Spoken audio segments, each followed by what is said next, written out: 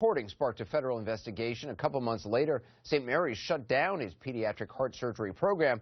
State officials also took action, but not the kind that many people were expecting. And now Elizabeth has new information about political donations made by the company that owns St. Mary's. Elizabeth joins me. So these standards that the hospital wasn't living up to, Elizabeth, what's the state of Florida done about it? You know, it's interesting, Anderson. So there are these standards that were in place. The report found that the hospital wasn't meeting them, so the state of Florida got rid of the standards. That's right. Less than 2 months after our report came out this past summer, Anderson, the state of Florida moved to just get rid of them.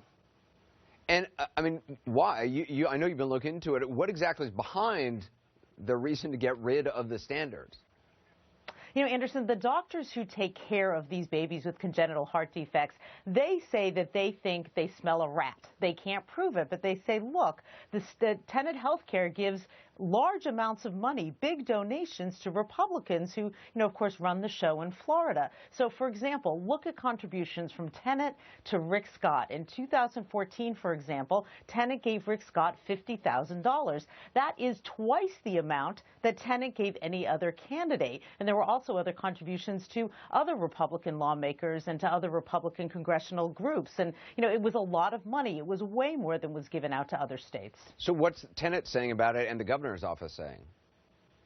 So Tenet and the governor say, look, we never discuss these standards. Tenet says we never discuss them with any elected officials. And the state of Florida says we have to get rid of these standards because the legislature never told us that we were allowed to have them. I said, well, the standards were in place for 38 years. Well, now you're discovering that the legislature never said it was okay to have them. I didn't really get a direct answer to that question. I mean, it's incredible. They've been around 38 years and now they're just gone. The broader implications, I mean, are doctors in Florida you've spoken to, are they worried about getting rid of these standards, or that it's going to cause real harm?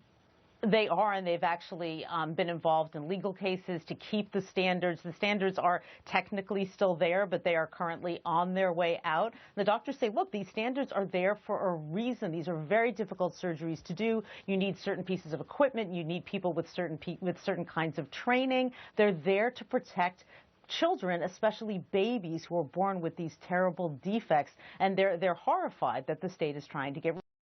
They're really worried about the health of thousands of children who are born with congenital heart defects. Incredible news. Elizabeth Cohen.